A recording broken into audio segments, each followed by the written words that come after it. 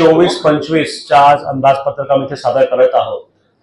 अंदाजपत्रक सादर करताना आम्ही एकंदरीत 11,601 कोटी एवढा आज बजेट आम्ही इथे सादर करतोय। आणि हे बजेट सादर करताना प्रामुख्याने जे 2-3 महत्वाचे आमच्याकडे सूत्र होते, या सूत्राला लक्षात घेऊन आम्ही बजेट केलं आहे।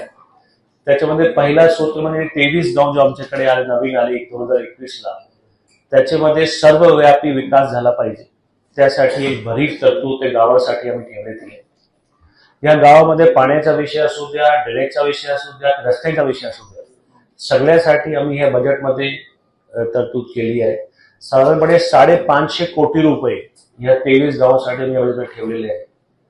तसेच शहरामध्ये वाढती लोकसंख्या आणि ट्रॅफिकचे जे विषय आहेत, या वाढती लोकसंख्या ट्रॅफिकच्या विषयासाठी नवीन रस्ते करणे, मिसिंग लिंक्स जे रस्त्यामध्ये आहेत त्याला पूर्ण करणे, नवीन फ्लायओव्हर्स करणे, पब्लिक ट्रान्सपोर्टला वाढवणे, या सगळ्यासाठी आम्ही तरतूद केलेली आहे। शहरामध्ये यावर्षी 8 नवीन फ्लायओव्हर किंवा अंडरपास आम्ही प्रस्तावित केले आहेत। तसेच 1000 कोटी रुपये रस्ते विभागाला आम्ही दिले आहेत। त्याच्यामध्ये प्रामुख्याने मिसिंग लिंक्स जे आहेत, 33 मिसिंग लिंक्स आयडेंटिफाय करण्यात आलेले आहेत। या मिसिंग लिंक्स जर पूर्ण केले तर ट्रॅफिकला दळणवळणला तेवढी सुधारणा होईल, त्याच्यामध्ये तेवढा फायदा होईल। तर हे 33 मिसिंग लिंक्स यावर्षी आम्ही पूर्ण करण्याचा आमचा ध्येय आहे। तसेच पुढे जाऊन जे पब्लिक ट्रान्सपोर्ट आहे, तर आपण कालच पाहिला की मेट्रोचा एक नवीन टप्पा काल सुरू झाला आहे।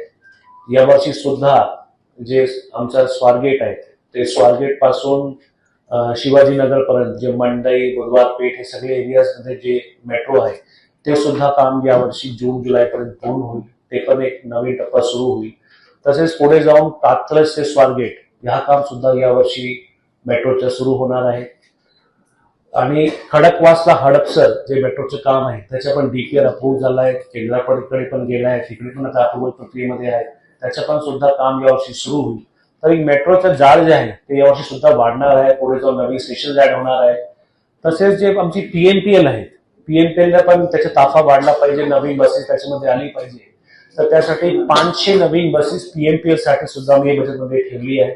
त्याच्यामध्ये 400 सीएनजी बसेस आणि 100 इलेक्ट्रिक बसेस अशी ह्या बजेटमध्ये तरतूद केली। त्यासाठी ड्रेनेजचा एक अतिशय महत्वाचा विषय, शहरामध्ये अजूनही बऱ्याच ठिकाणी ड्रेनेजची फॅसिलिटी चांगली नाही आहे। ती ड्रेनेजची कॅपॅसिटी वाढवली पाहिजे, शहराची लोकसंख्या वाढली आहे, जास्तीची डेन्सिटी वाढली आहे, तर शहरामध्ये ड्रेनेजसाठी सुद्धा एक भरीव तरतूदची गरज आहे। तर या बजेटमध्ये साधारण 900 कोटी रुपये ड्रेनेज खात्यासाठी ठेवलेले आहेत। त्याच्यामध्ये नवीन ड्रेनेज लाईन्स करणे आणि एसटीपी करणे। आपल्याला माहिती आहे की रिव्हरफ्रंटचं आम्ही काम करतोय, रिव्हरफ्रंटचं काम आता बरेपैकी 40% पर्यंत कम्प्लीट झालं आहे, पण रिव्हरच्या पाणी स्वच्छ झाला पाहिजे, त्यासाठी एसटीपीचे पण काम सुरू आहे, जायका मार्फत असू द्या किंवा पीएमसीच्या फंडातून असू द्या। तर यावर्षी जायका मार्फत जे 11 एसटीपीचे काम सुरू आहे, त्यापैकी 24-25 मध्ये 10 एसटीपीचे काम पूर्ण होईल। आणि त्यातून जे नदीमध्ये पाणी, जो घाण पाणी जातं नदीमध्ये, त्याच्यामध्ये खूप काही सुधारणा होईल आणि स्वच्छ पाणी नदीमध्ये जाईल। तसेच यावर्षी जे आमच्याकडे जे महत्वाचे तळे आहेत, कात्रजचा तळा असू द्या, ब्राह्मणवाडी, पाषाण, या तिन्ही तळ्याचा विकास आम्ही या बजेटमध्ये ठेवलेला आहे। या तळ्यामध्ये गाळ काढण्याचा विषय असू द्या, तिकडे सौंदर्यीकरणाचा विषय असू द्या, किंवा तिकडे कुठल्याही प्रकारचे ड्रेनेजचे पाणी नाही झाला पाहिजे, तर ड्रेनेज लाईनचा विकास असू द्या, एसटीपीचा विकास असू द्या, हे सगळे काम ह्या तळ्याचे सुशोभीकरणासाठी, तळ्याच्या विकासासाठी आम्ही या बजेटमध्ये ठेवलेले आहे। पुणे महापालिका यावर्षी घन कचऱ्यातून वीज निर्मिती करणे, हे जे प्रोजेक्ट आमच्या सुरू आहे 2 वर्षापासून, तो यावर्षी कंप्लीट होईल आणि 750 मेट्रिक टन घन कचऱ्यातून वीज निर्मिती होईल, असा हे प्रोजेक्ट यावर्षी ऑगस्ट-सप्टेंबरमध्ये पूर्ण होणार आहे। तसेच यावर्षी आम्ही घन कचऱ्यापासून ग्रीन हायड्रोजन निर्मिती करणे हा एक प्रोजेक्ट बजेटमध्ये घेतलेला आहे।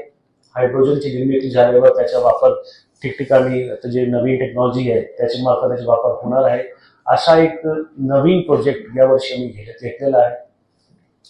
हे सगळे प्रोजेक्ट करताना शहरामध्ये लोकांचा लाईफस्टाईल, क्वालिटी ऑफ लाईफ वाढली पाहिजे, तोच उद्देश आहे।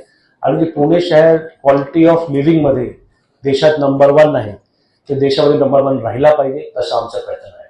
थँक्यू.